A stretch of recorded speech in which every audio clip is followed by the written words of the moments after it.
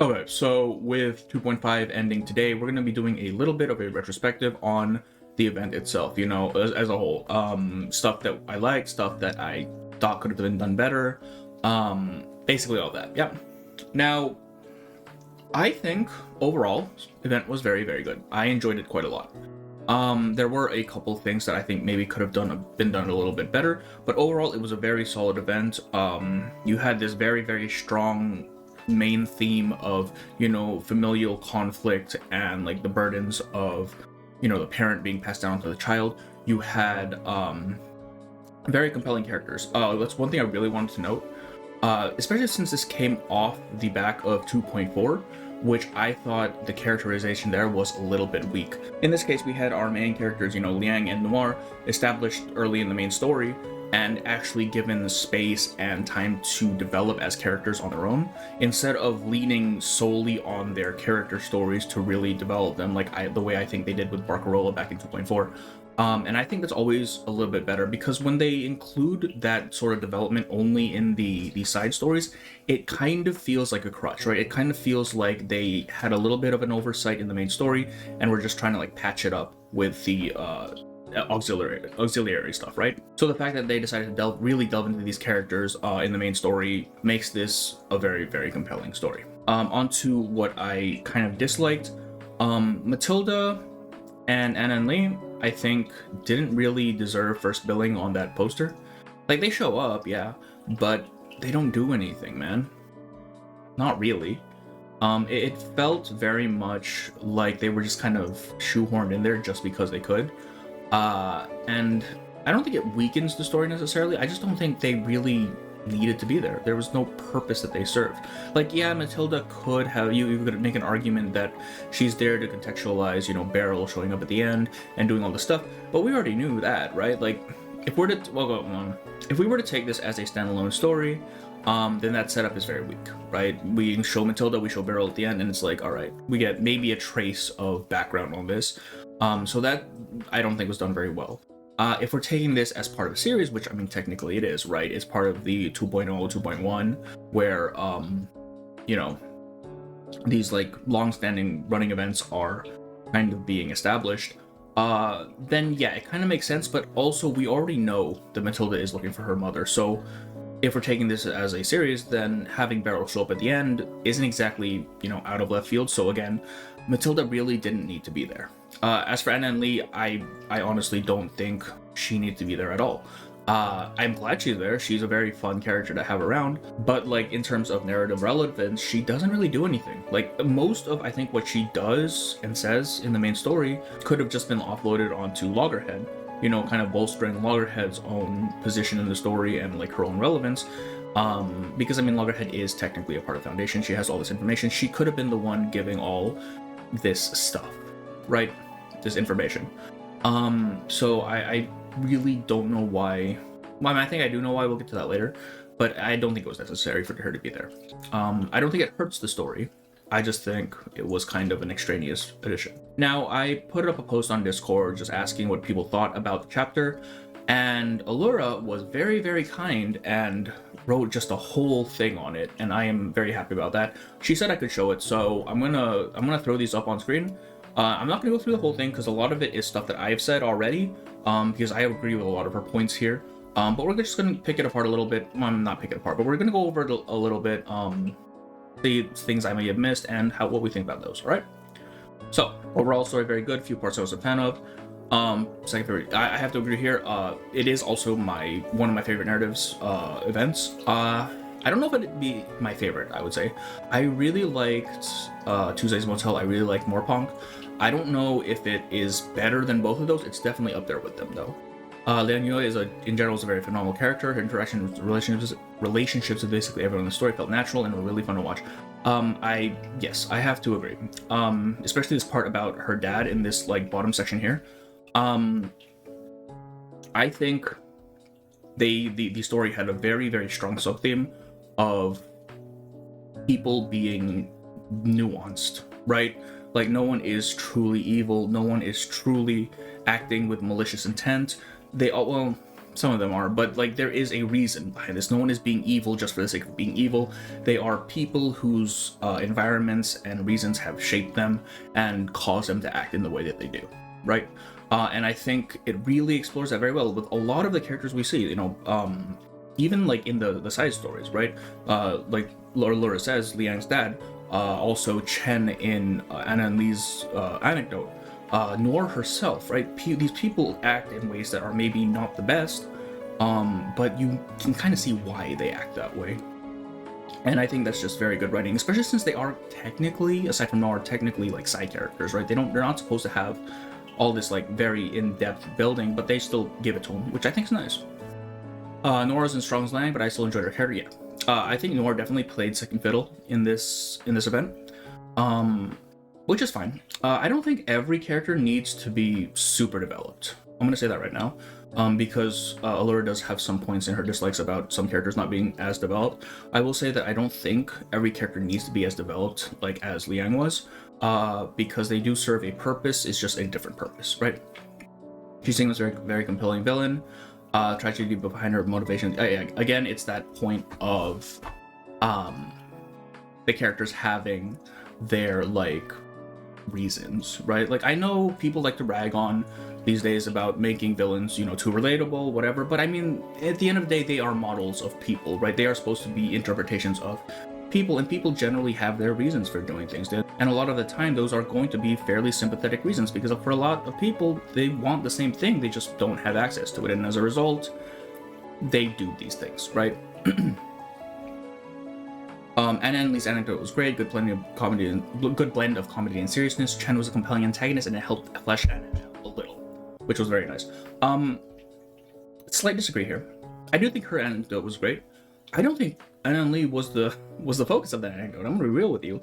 I think Chen was the focus, because we see more development on his end than we do on Anna's, and it's not good development, right? We're basically seeing the descent of a man into destruction, self-destructiveness through his own fear and what have you. But I think Chen was actually surprisingly a strong character. I think Anna could have been fleshed out a little bit more. And I think she was included in this thing just to have the anecdote, in this event just to have the anecdote, but I don't think it was super necessary, right? Now we're going to move on to her dislikes, and some of these I actually kind of disagree with. The first point I've already mentioned, feels like a mismatch of expectations and a general flaw, but Matilda and Annan were not present enough in the story to warrant their place in the Virgin poster. Hard agree.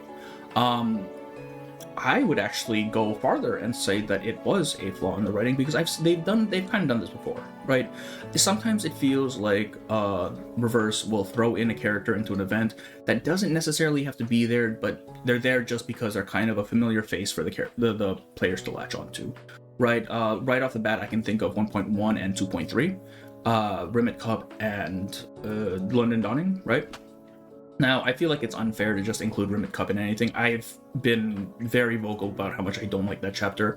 It was kind of poorly written, but Regulus and Apple didn't need to be there. That story, well, to be honest, no one but Melania really needed to be there. She was the main driving force of that narrative. But it felt very much like Regulus and Apple were thrown into that event just so that the readers had something to latch onto. Like, they had a character that they recognized, were like, oh, I know that person, and then would be more invested in the story, which kind of feels like a cheap way to go about it, especially if she doesn't actually do anything of real significance that couldn't just be done by someone else, right? And it's kind of the same thing in 2.3, but to a much, much less degree. I don't really think Tooth Fairy needed to be in London Dawning. A lot of the stuff that she does that is like narratively significant could have been done by someone else. I would argue that it could have been done better by someone else. Like if her whole speech to Willow had been done by, say, Caroline, I think that would have had more of an impact than like this random stranger that Willow doesn't know coming in and saying, hey, you're actually not terrible, right? Because realistically, what would she know? But yeah, it kind of feels at times like they're just throwing characters in because they want people to really connect with the story. And I feel like if you've written a good story, you don't really need to do that, right? And I think this was a very well-written story, so including, like, necessarily including Matilda and Annan didn't seem like a huge deal. Like, why do that? What was the point? And now her second point kind of talks about how this story is, like I said before, part of a series. It's the whole Matilda looking for her mother series. I kind of have to agree. I like to take these, especially these like non-heavily main story correlated events, as like their own thing, and that kind of becomes difficult when they are clearly supposed to tie into each other. I do think that including Beryl in this chapter was not a bad choice, though. Because again, we had this sub-theme of people not being like wholly black or white, this not being like this just pure dichotomy, right?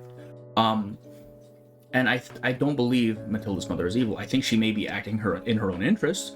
I don't think she's going to be just outwardly malicious or antagonistic towards us, like the way Manus is, right? I think she has her reasons, and she's doing it, and she's doing the thing she's doing for her, or for what she believes to be the greater good, right? And I think that there was no real better chapter to include that sort of side story than this one, because I mean, again, it's kind of one of the big themes of this event. The whole chunk of story where the suspect kept being changed from Loggerhead to Noir, Scott felt a little bit of a waste of time. On the one hand, I think I do agree. I think it took a lot of the story. I think it could have been done in fewer nodes. I do think it was kind of necessary though, because it did kind of give Liang sort of that impetus to go and seek out Noir and, you know, seek out like all these reasons for the videotape or whatever. The writer seemed to try to set up some conflict between Chinatown and LAPD in the beginning, which ended up being resolved super quickly by the end when Joe basically agreed to cooperate in the climax. Yeah, 100%. They set it up like Joe is very, very aggressive, and once Anan comes onto the scene, he sort of mellows out a bit, which, like, yeah, it kind of gives her a reason to be there. I don't think it was necessary. Like, either, like if they really wanted to explore that route, I think either really commit to it, right? Or else just don't even include it. Like, it didn't do anything aside from just kind of making our job more difficult, which didn't really impact the overall narrative at all. And I mean, that said, he does kind of turn around really quickly. I don't think Anan Lee was necessary for that turnaround. I'm gonna be super honest with you, because like at the end of the day, it's his home being like Joe's home being kind of threatened here. So like it is in his best interest to get along with the people who are allegedly trying to help him, right? Like even if he doesn't like them, once he realizes that they're not full of shit, then yeah, it would kind of make sense for him to do a little bit of a 180 there. As much as I love Noir, her story in the role kind of boiled down to stalling, right? Yeah, and I'm gonna talk about this again in a little bit. I think that was her role. I think it's fine for her role to be just that. Would I have liked to see a little bit more development from her? Probably, especially since she is one of the main banner characters and she is supposed to be one of our main characters. I would have loved to see a little bit more, but I think her role in the story was generally fine, right?